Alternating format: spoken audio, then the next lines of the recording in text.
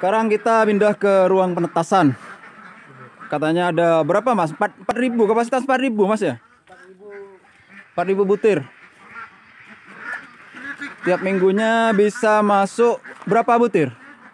Per minggu kisaran 3 sampai 400. Per minggu per minggu per 4 hari. Per 4 hari ya. Ini cangkang nih. Bisa buat apa ini? Bisa diolah lagi dirujak.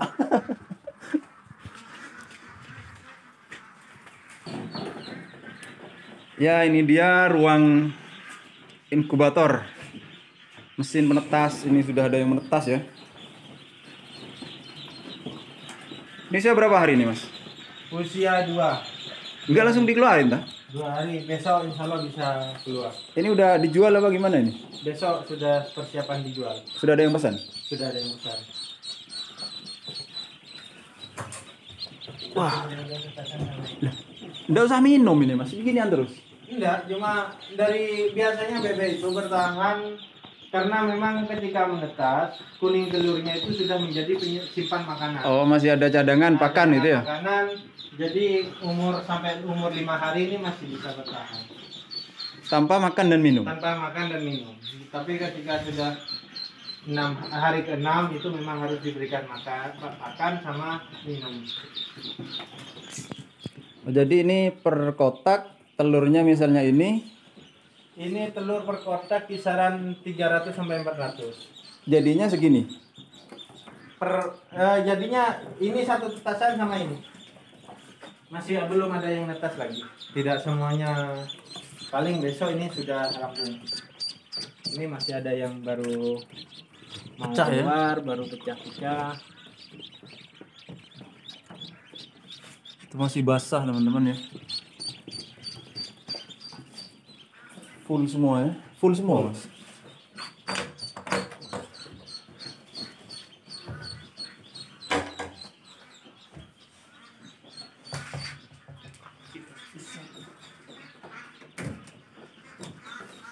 Oh.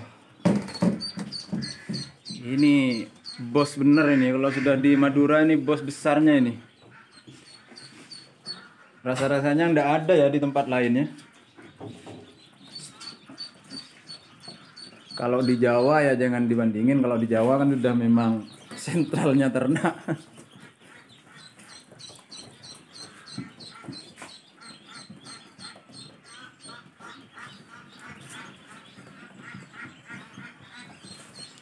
Main 37 ke 38. 37 38. Sama kayak ayam berarti. Sama kayak ayam. Dari baru masuk sampai netes nggak ngubah mas? Enggak ngubah, tetap di situ. Kan ada yang main Ada juga. Saya kadang juga ketika tergantung sih sebenarnya termostat digital ini tidak seakurat ini mas.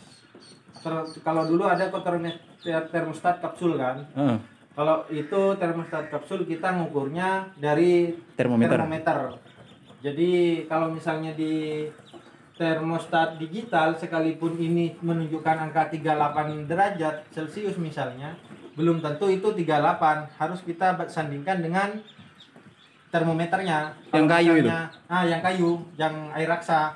Kalau misalnya yang kayu itu sudah menunjukkan 38 berarti akurasinya tepat. Tapi ada juga misalnya kayunya 38, ininya masih 39, harusnya 39 gitu. Termostat digitalnya 38, kayunya masih 37 gitu. Jadi tidak semuanya sama, tidak keakuratannya tidak tinggi. Berarti masih sampean di sini pakai pantuman air raksa itu ya? Air raksa. Sebenarnya ada contohnya, Mas. Wes ditutup Mas ini. Terus. Contohnya ya seperti ini. Jadi tapi ini hanya digunakan beberapa kali saja ketika sudah menunjukkan angkanya sudah tepat di suhu yang kita inginkan, misalnya 38 derajat Celcius. Jadi di situ kita sudah bisa pastikan. Misalnya contohnya seperti ini, Mas. Ini sebenarnya suhunya di dalam 38, tapi di sini saya suhu tertingginya ini 38,5. Kita ini selisih 5 derajat 0,5 derajat Celcius. Contohnya seperti ini juga 38,5. Kalau ini ada yang 390, tapi di dalam tetap suhu termometernya 38. di angka 38.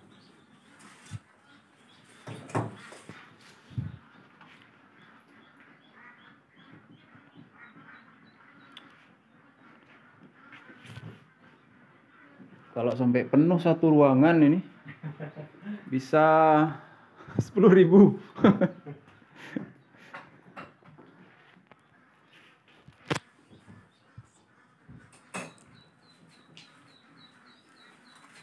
Kembalikan sehari 3 kali, pagi, siang, dan sore. Nanti di umur 2 minggu biasanya itu kalau misalnya kelembapannya kurang, itu diadakan penyemprotan. Jadi disemprot terlebih dahulu. Alat penyemprotannya seperti ini contohnya. Bisa pakai itu juga ya kalau nggak punya penyemprotan, tangannya celupin ke air terus, Ya, terus dibolehin gini. Dipoles-poleskan bisa, tapi Kurang pemerataan kurang efektif. Jadi kurang efektif karena pemerataannya.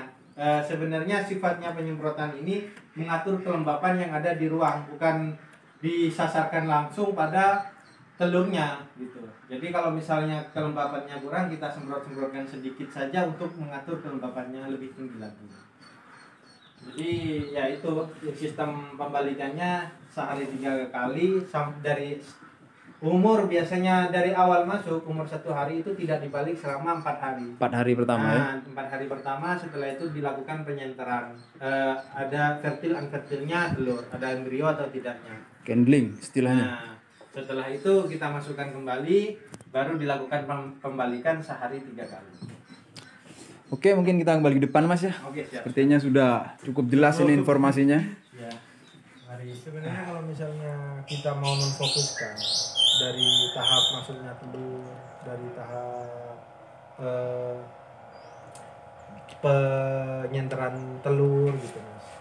Jadi di situ banyak poin yang benar-benar kita ambil gitu. Kita banyak hal yang kita pelajari.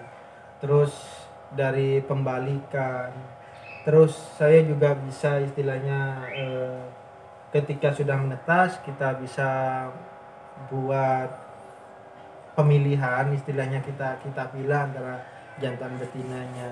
Istilahnya sebenarnya banyak poin yang kita ambil sebenarnya. Bisa dieksplor banyak itu. Nah, kita eksplor banyak. Itu masih dari konsep penetasan, lain ke petelur. Dari Pakan juga ya. Penekanan biaya pakan, perhitungan antara pakan dan produksi perbandingannya. Terus banyak dari cara pemberian pakannya, dari konsentrat yang tepat digunakan konsentrat apa, dari metode perawatan bebeknya. Kita juga bisa Mas sebenarnya mengatur antara, kalau misalnya paham di dunia penetasan, kita bisa mengatur cangkang telur itu kita buat tebal bisa, kita buat tipis bisa gitu. Jadi di situ juga berpengaruh untuk meningkatnya penetasan telur. Jadi dari telur itu rata-rata banyak yang tipis tapi tidak pecah gitu. Kita sebenarnya bisa mengatur di situ. Main di pakan berarti. Main di pakan permainannya. Kita semacam kayak kita mengurangi dari tingkat kalsiumnya dari pakan itu, kandungan kalsiumnya atau mineralnya istilahnya, sehingga cangkang telur itu bisa tipis. Tapi posisinya konsumsi pakan itu tidak boleh berkurang. Karena apa? Efeknya kalau misalnya konsumsi pakan bebek berkurang, selain tipis nanti jatuhnya telurnya kecil. Produksinya turun. Tapi kalau misalnya sebenarnya kalau di acuan produksi ditingkatkan lagi di konsentratnya akan naik lagi. Tapi kalau misalnya porsinya berkurang, antara kan gini Mas istilahnya.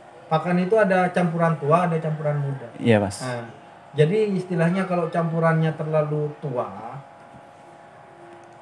penghabisan makan sedikit. Tua itu kan maksudnya protein tinggi ya? Proteinnya tinggi.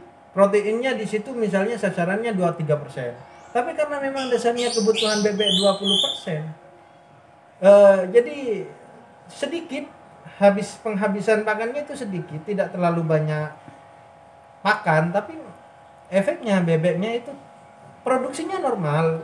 Efeknya itu cuma nanti telurnya itu kecil. Rata-rata seperti itu. Karena apa? karbohidratnya kurang, asupannya kurang hanya karena memang poinnya ditunjang oleh proteinnya saja, itu juga dampaknya kecil sama maksudnya kurang untuk bebek gitu. Nah, ada juga istilahnya gini Mas,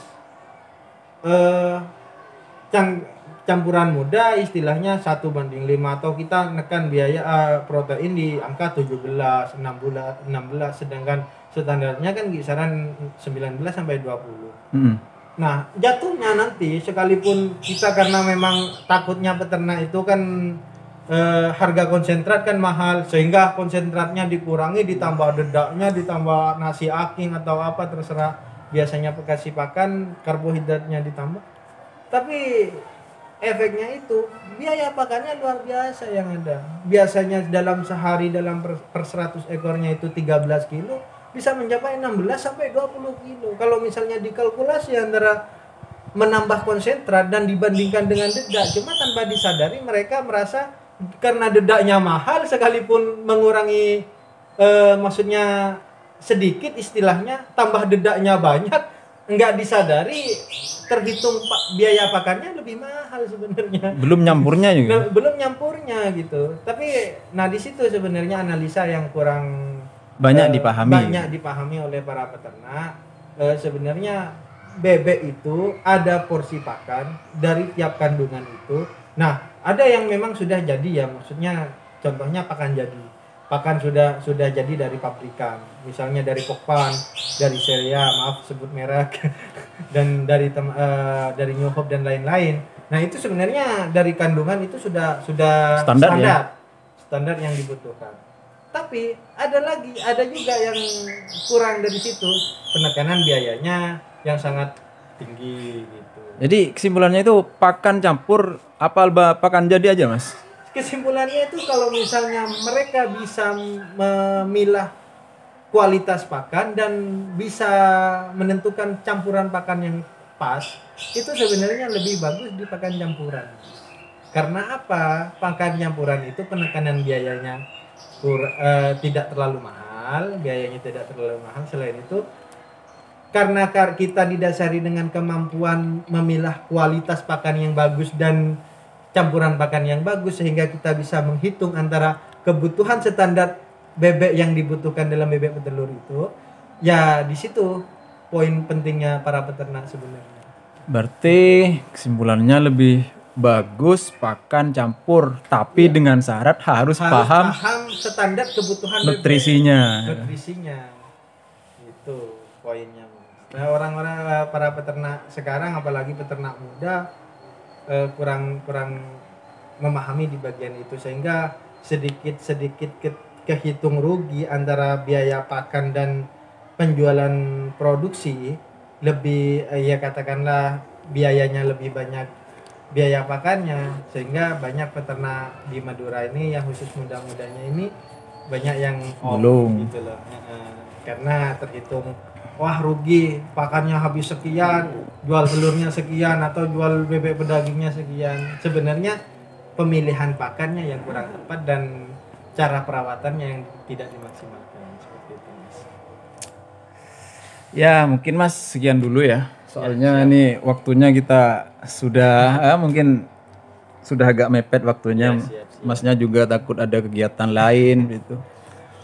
Kita bisa sambung dan dilanjut di lain kesempatan. Oke, sekian dulu. Terima kasih. Assalamualaikum warahmatullahi wabarakatuh.